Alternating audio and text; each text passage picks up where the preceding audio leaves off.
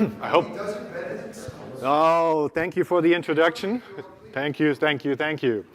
Good afternoon, ladies and gentlemen, and welcome to Chip to Atmosphere. I would like to use the next 20 minutes, 25 minutes to introduce you to a concept that we call Chip to Atmosphere. We believe that chip to atmosphere can be the way to come up with a hyper-dense micro solution for the edge and beyond. What is chip to atmosphere? What is it we want to say was that it is basically introducing liquid cooling and make it part of the overall cooling structure of a data center. So we want to talk about picking up the heat directly at the source. We are talking about cold plates versus heat sinks. And of course, we're talking about integrating this solution into the overall infrastructure. And by doing so, to explain the possibilities of saving significant amount of energy and with that, money. What are the advantages of liquid cooling? Performance, definitely performance, because we cool directly where the heat is being generated. By doing that, we can ensure that the devices are working at their peak performance. Efficiency, yes, of course. By picking up the heat at the source, we increase the efficiency, and with that, we decrease energy cost. So significant savings are possible. Density, absolutely. By doing that, we can increase the density of a rack. We can use 100% of this rack for what it's made for, and not just a third like we see very often. When I talk about this, I'm getting many times the question about liquid cooling. Isn't that not just for high performance, for the guys that want to do the supercomputers? In the past, it was the case, but I think it has been commercialized over the last few years. The technique has been simplified. It is easy to deploy. So we talk about density. We now want to increase density. That is our goal by applying these technology. And it's needed because the demand that we are seeing for data being processed is increasing. The Internet of Things, self-driving cars, stuff like that. So more and more compute is needed, and we are running basically out of space. And then, of course, there is performance, right? Beam me up, Scotty. The guys that want to simulate the operation of our brains, they need maximum performance. And the best way to reach that is to liquid cool the device they are using. So it's good for density as well as performance. And the density is something we want to focus on around today. Looking at the energy consumption, here an example of what's happening in the US. Data centers are being accounted for between 2 to 4%. I think it's more closer to the 4%. And I have been at in some areas of the world where I gave this presentation, and people were looking at me, no, it's not 4%, it's more 6 to 8% that we are consuming operating data centers. So there is definitely a need to find ways optimizing that and reducing the energy consumption. Liquid cooling. It's not magic anymore. And it can be done for many, many different server types. And it can be applied also after the fact. It is not that a server needs to be specifically designed to be ready for liquid cooling. It can be, but there is no need. So the liquid cooling is elements that we add to the server. And these elements are the cold plate as the key element that would go on top of a CPU, for example, or a voltage regulator for anything that really generates a lot of heat. So we're basically replacing the heat sink with a cold plate. So these cold plate requires some water to flow through. So we need to have some system installed inside the rack, like a manifold that distributes the water to these cold plates. And then, of course, this water or this liquid has some specific requirements. Because the cold plate being a very, very tiny micro design, the water liquid has to be absolutely clean. It has to be tempered to a certain way. So we need something in there that actually does that. So that's the coolant distribution unit. It's a part can be part of the rack, can be standalone. It all depends on the size and the capacity we are looking at. How does that look inside a server? I said that it doesn't need to be a specific server. So this, what we see here, is a typical server, off the shelf. Has 2 CPUs, a bunch of memory, and other stuff that is needed to operate it, right? If we apply, or want to apply cold plates, we can take a look at the CPUs, we can take a look at the memory, and we can take a look at the voltage regulator as the key elements within the server that generate most of the heat. And we simply apply cold plate technology. So we add stuff to the server. It is not a specifically designed server. We add stuff to it. And this is the end result, and that's also the maximum configuration you could see. So everything is equipped with a cold plate. With this level, we would actually probably around about 98% of all the heat would be captured directly in liquid. There is still 2% left that would require some air cooling. This being also the highest level, it's also the most expensive level. So we also want to take a look at a sweet spot. Where do we want to be? We want to be economically at the right level. There are people that say, I want to capture as much as possible and I'm willing to pay for it. But there are others that say, I want to find the happy medium. So if we take a look at maybe concentrating on the easy stuff, like picking up the heat from the CPU and the voltage regulators, we would capture up to 70, 75% of the heat. That's quite good. And we have the rest of 30% left for air cooling. So it's a combination of both, which then leads me over to the integration part that I wanted to talk about. Me saying it can be any server, here's a list of how many servers can be supported with this technology. It's an ongoing list, it's growing, right? And there are only so many ways to do that. I mean, there are only so many people that make these CPUs, right? Actually, 2 companies maybe. So a server manufacturer is taking standard equipment and designs the server around their ideas of how to build the server. So it being a modular approach, as talked about before, we can take a standard server and apply the liquid cooling elements to that server. So some level of engineering is needed in order to rearrange the plumbing inside the server and the cold plate designs. Lately also, a number of major server manufacturers are now providing liquid-cooled ready servers directly from their factory, utilizing the same technology. So you can go out there, you can buy the stuff liquid-cooled ready. Chip to atmosphere, what is that? That's a concept, right? And it's a concept where we say we want to integrate liquid cooling into the overall cooling structure of a data center. So here on the left, we have the secondary loop with the server being liquid cooled ready, fed by the CDU. And the CDU is then tied into the primary circuit. Here an example with an outdoor heat rejection, a pump package, and an AC unit. So a very traditional water-cooled, DX-based system, let's say. In order to understand what savings are possible, we want to go through a case study. So what we picked here is a typical data center, like we can find it today. I want to make sure we are not talking about something upgrading an old-style data center. I want to make sure we are comparing to something that's today state-of-the-art. So we picked here an example, an IT load of 64 kW, a design with a hot aisle and in-row cooling. We elected to go with DX water-cooled, state-of-the-art in-row coolers with variable speed compressor. So the best you can buy in order to scale your cooling to your IT load as good as possible.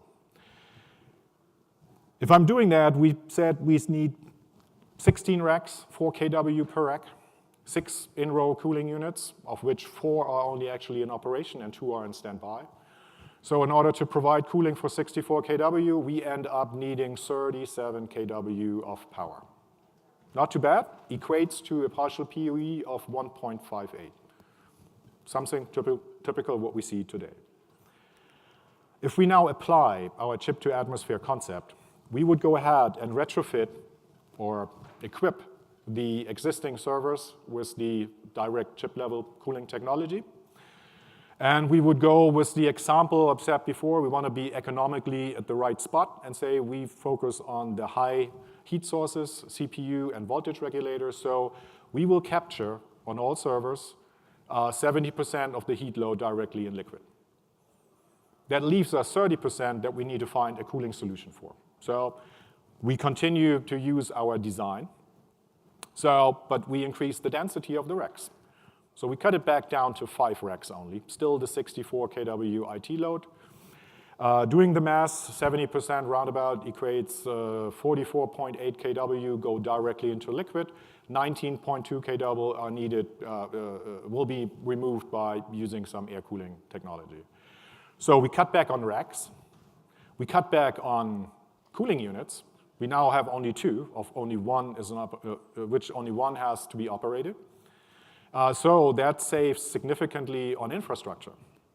Another point.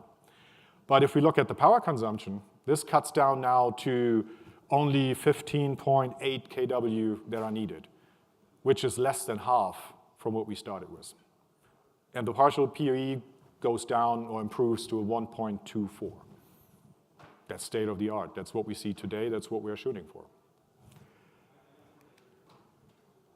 If we want to kick it up a notch and say, wow, I increase my density even more, and I don't want to have the expense to build a specific data center, I now put it all in a micro data center, basically a data center in a box.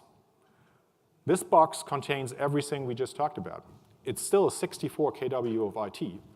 It has the coolant distribution unit, it has the manifolds in there, and it has the air conditioning in there.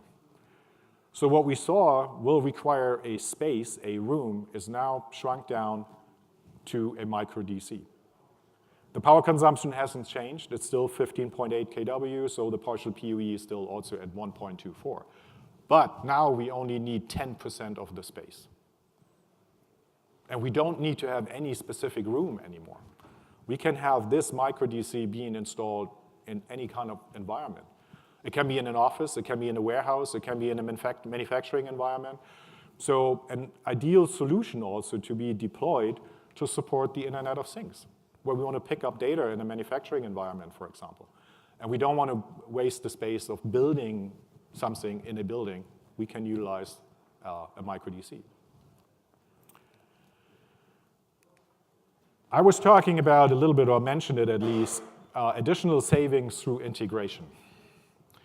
So by integrating the coolant distribution unit into the overall circuit of our data center infrastructure, I gain some efficiencies because I basically utilized, if we want to say so, the wastewater coming out of our air conditioning unit, feed this into the CDU. The CDU will do what it needs to do in order to cool the IT part. IT doesn't need cold water. It lives with hot water, and it's still happy. But by doing that, I'm increasing the water temperature going out to my heat rejection, which then increases the efficiency of that heat rejection. So I have additional savings. I can cut back on this system, or I can utilize a better operating spot and save even more energy. We can drive this a little further. We can say that we utilize economization. Free cooling sometimes says. It's not free, but it sounds good. So economization. We add to this micro DC another coil, and we allow it to operate as a chilled water unit. If ambient temperatures allow, I can get additional savings. This example here is made, I believe, around about Washington, D.C. data. So if we do that, we cut back on our energy consumption down to a value between 6.6 and 10.5 kW on an annualized basis. So that improves the partial PoE to something around 1.06 up to 1.16. Wow. That is a great value. And it all comes in a little tiny box. So even small data centers today can be optimized to provide the highest performance and the lowest energy consumption. We were talking about scaling this down. talking about having a typical data center and shrink this down to a box. I can do the other way as well with this chip-to-atmosphere technology. I can apply it to a hyperscale data center. If we take a typical data center, 10 megawatt of IT, traditionally, I believe it requires 5.7 megawatt of energy to cool, and a lot of space. If I'm applying chip-to-atmosphere, increase the density, I cut the power consumption down to 2.45 megawatt. So I'm saving 3.25 megawatt. That is substantial by applying a concept. And applying the concept means also that it's not changing things, it is adding to an existing infrastructure. So direct liquid cooling, is that a modular approach? Is chip-to-atmosphere a modular approach? Yes, absolutely it is. You don't need to think ahead. You can do and integrate this on a step-by-step basis, as you wish. You can mix and match. You can have traditional techniques along with liquid cooling. Even in one rack, it is possible. Even in a micro DC, it is possible. So it's truly a modular approach. And the fact is also you are adding on to it. So you are not just planning ahead, you're adding on. You could take a look at this for retrofitting existing data centers. A data center that has the infrastructure of cooling but has reached its limit because I can't move more air, I can't bring more IT in it, applying the chip-to-atmosphere strategy will allow you to upgrade an outdated data center and turn it into a state-of-the-art data center by simply adding technology. Savings, we have shown savings, yes. From an OpEx point of view, there is definitely a tremendous amount of savings. But there are also savings when it comes to CapEx. As I showed, if I cut back and I don't need a room and I can shrink it down to a very high level and squeeze the IT demand I have into a box, I don't need all this infrastructure. So there are definitely savings on the infrastructure, as well as, of course, the OpEx. The scalability, yes, absolutely scalable. You can make it in a small space, you can make it in a large space, and again, you can add as you go. There is no need to plan ahead. You can introduce this technology on a step-by-step basis. In all these examples, we're talking at the end about the micro DC, right? So, and I was saying that we used for our calculation a micro DC that was based with a water-cooled DX unit. That can also be an air-cooled DX unit, a glycol-cooled. It can be a straight chilled water solution. So the micro DC is just a box that carries the technology. It can be cooled with whatever is available in your facilities or what you are planning to utilize. We can have it with the direct liquid cooling, or we can add the direct liquid cooling at a later stage. You can have the micro DC with redundancy when it comes to cooling, as well as on the liquid level, as well as in the air-cooled level. The redundancy can be added in.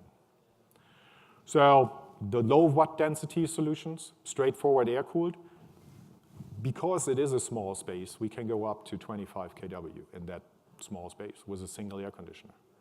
If we want to add higher capacities, we would add the liquid cooling, and then you have a solution up to 60, 80 kW per rack. That's how far we can go. I know there are companies out there that want to go much beyond that, but I believe for a typical data center application, going up 60, 80 kW is already significant.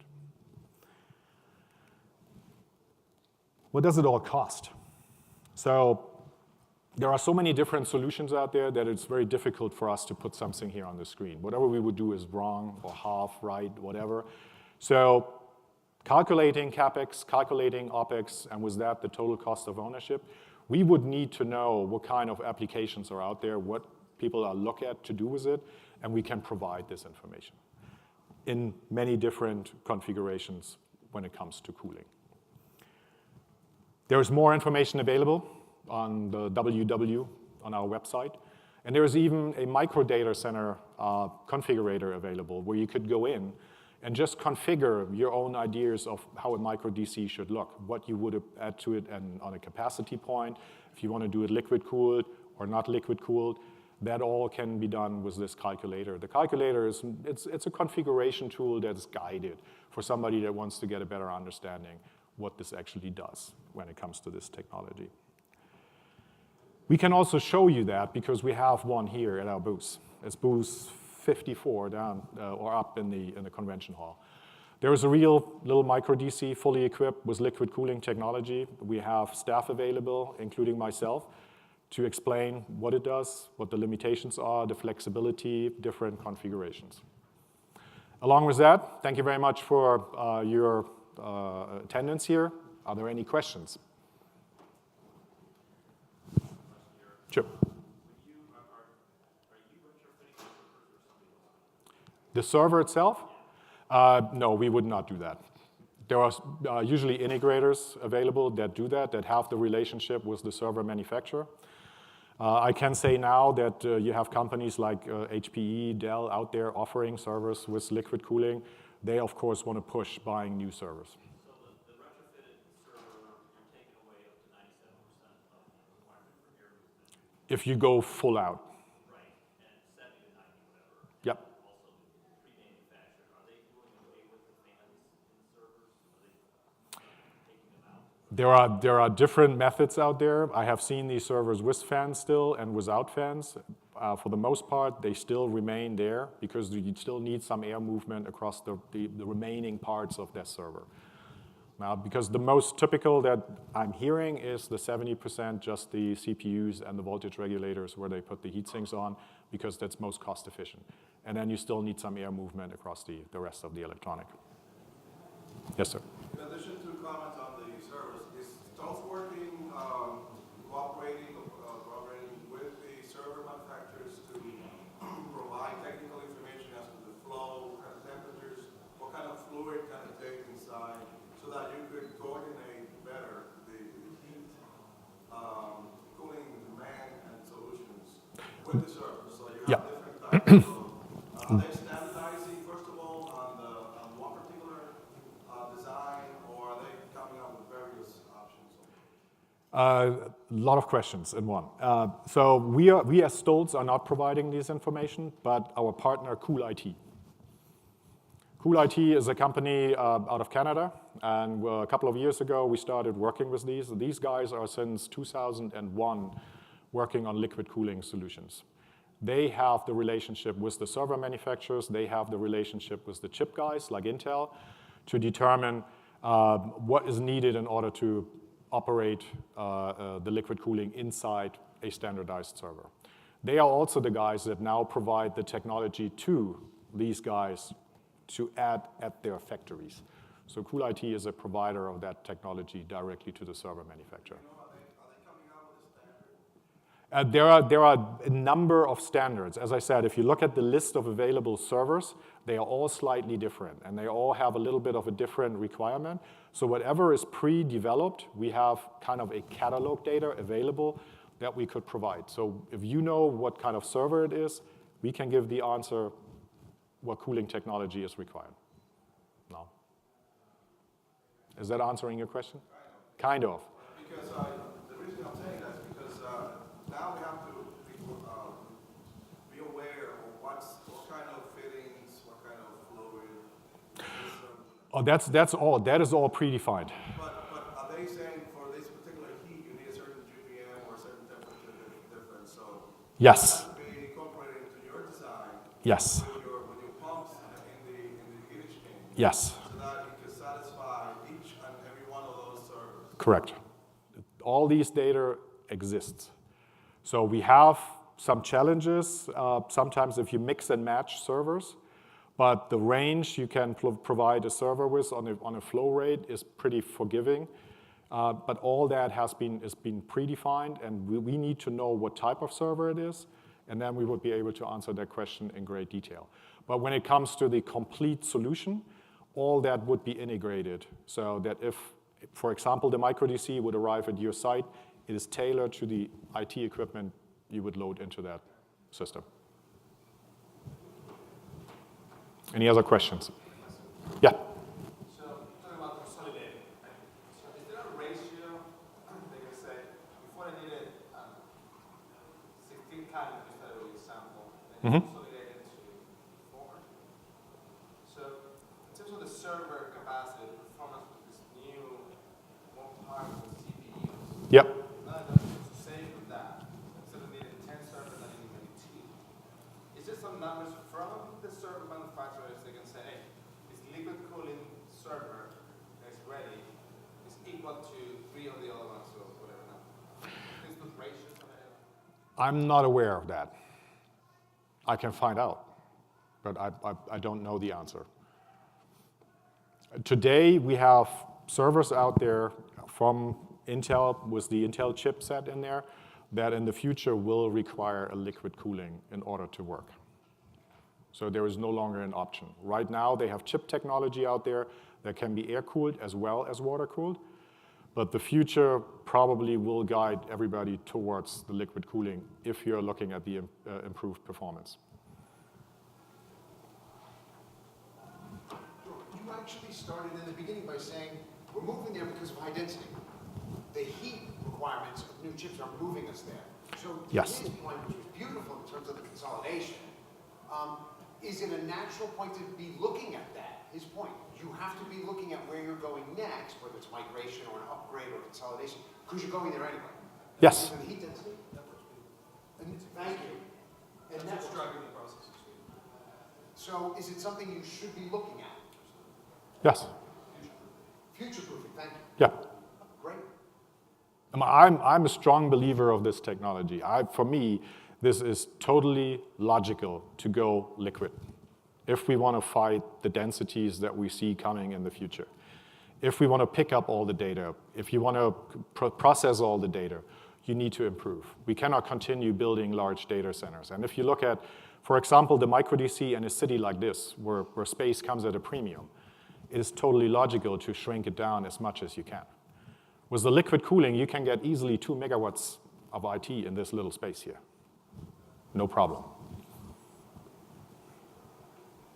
Yes? From a TCO standpoint, are there scenarios where it makes more sense to go with your traditional perimeter Stulz gray units, or is it, if the servers can take this liquid cooling, it's always going to make more sense to go this route?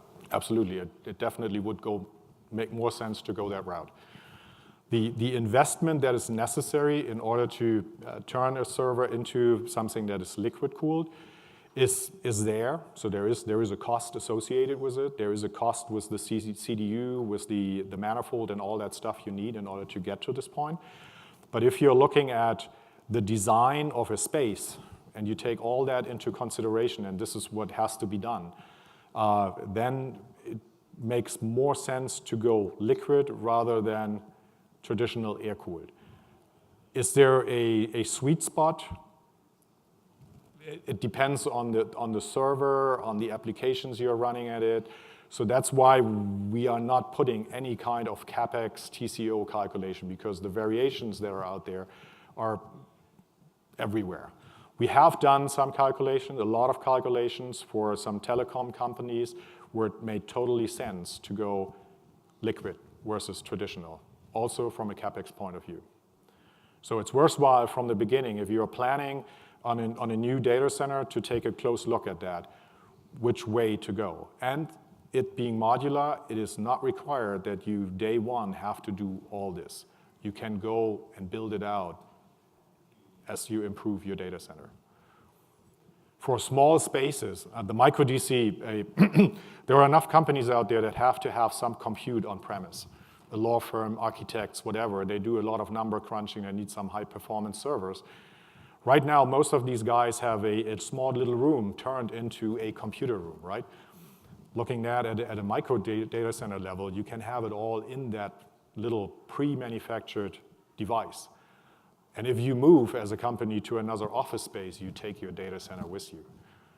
So there are a lot of advantages. That doesn't necessarily mean that you go liquid full out, but you could, depending on what you really want to do with your compute. So variations are endless, but if there is an idea we can definitely take a look at it and give some calculations. And all these numbers you have seen here, they are proven numbers, and every engineer can recalculate it. So there's no magic behind this. We're good? Great, thank you. Thank you very much. Thank you.